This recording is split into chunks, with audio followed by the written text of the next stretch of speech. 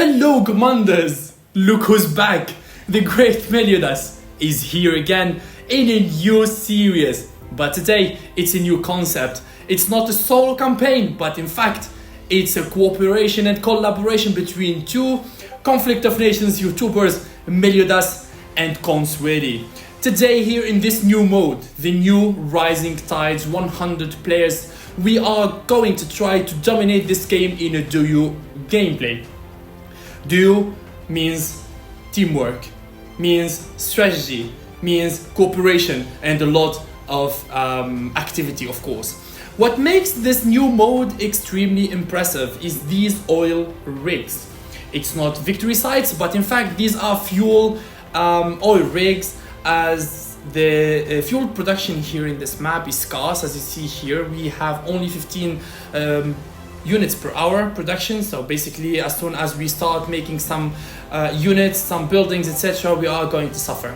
So my ally Super Taburet is going to be the Baltic states, and I will be Belarus. We chose two small nations in the middle of Europe in a very tough challenge in order to survive the first days and dominate this game. Our goal is to first deliver one of the greatest gameplays in the history of Conflict of Nations. Second of all is to dominate this map.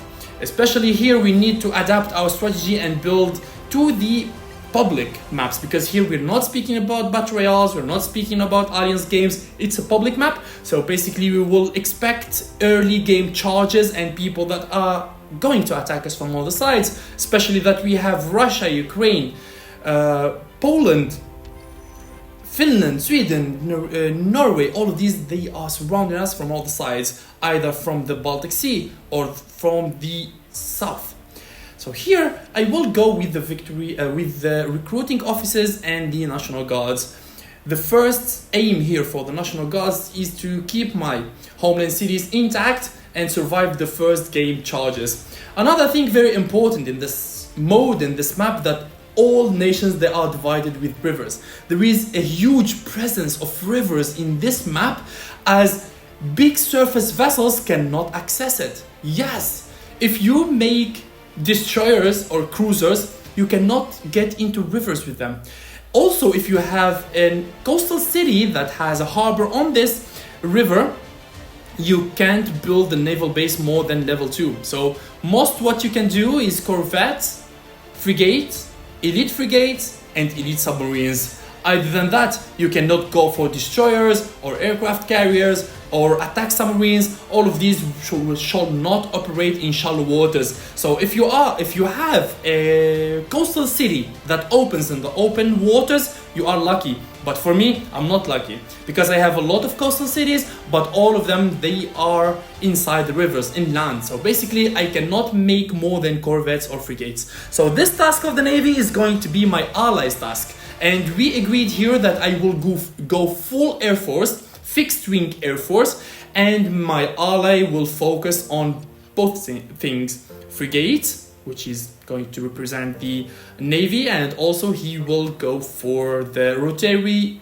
wing aircrafts, like helicopters. This is the profile of our partner here. So you can see him. Also, if you need to see his side of this game, you need to check his YouTube channel, Consuedi, and you can see his side and his perspective of the map.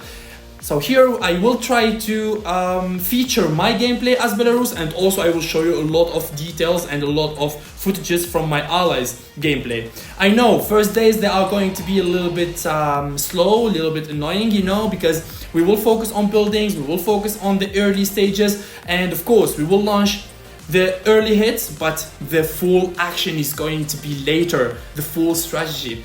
Because here we will try new things for sure, because cruisers, destroyers, attack submarines, this stuff is not going to be useful for us. We need to change the strategy. So my first assault is against Poland. I noticed that Poland is inactive, which is very, very fortunate for us in early game to have an ally who is inactive or quite a beginner that is not going to annoy us so much, because we need early expansion for our resources production and to heal this massacre of economy. You see, 38 units of electronics per hour, 39 rare materials, 15 or 13 fuel per hour. It's actually bad. So to heal my fuel economy, I need to go for those oil rigs. But those oil rigs should not be underestimated because they are heavily protected with corvettes and frigates. Yes, like you heard, AI has corvettes and frigates. So be careful. When you decide to declare war on those battalions, those AI battalions, be careful about that. Meanwhile, as I started my assault on Poland, now Baltic states, he already launched his strike on Finland. He's performing a disembarking in the capital Tallinn of Finland with a heavy stack of recons, marines and motorized infantries.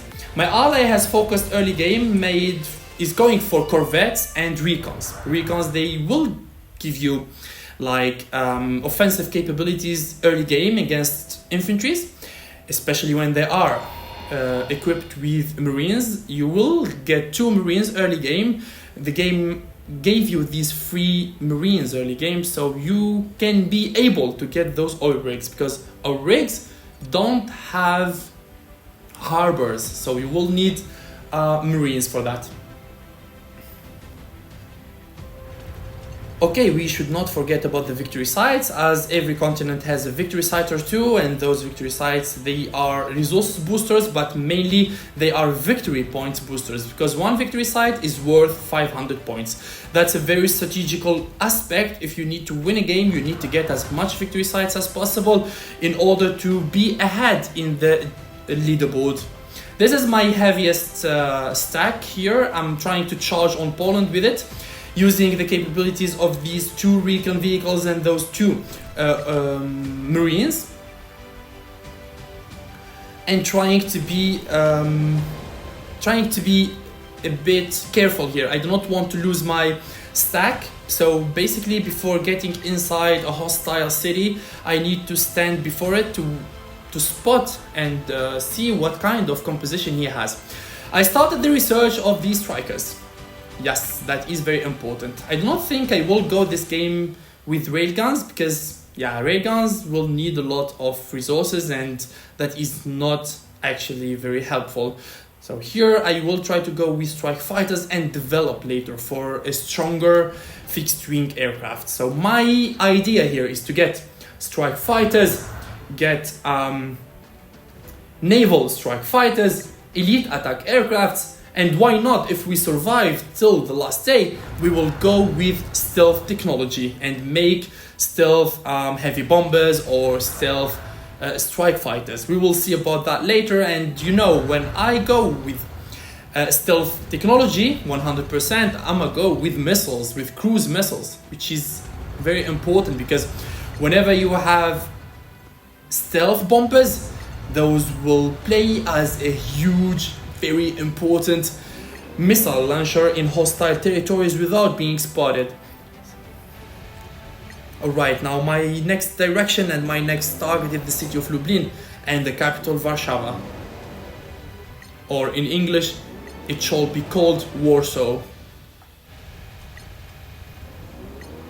We are in the 3rd day of this game, and yep, we try to be balanced here between the economy production and the economy management and the early expansion. You see, Baltic states went berserk on Finland. He already finished conquering Finland. Also, Finland was inactive, so basically it was a good run from Baltic states in order to finish that nation as soon as possible. Now he will move directly to Sweden in order to continue his Scandinavian campaign and conquer all the Scandinavian trio, Finland, Sweden and Norway.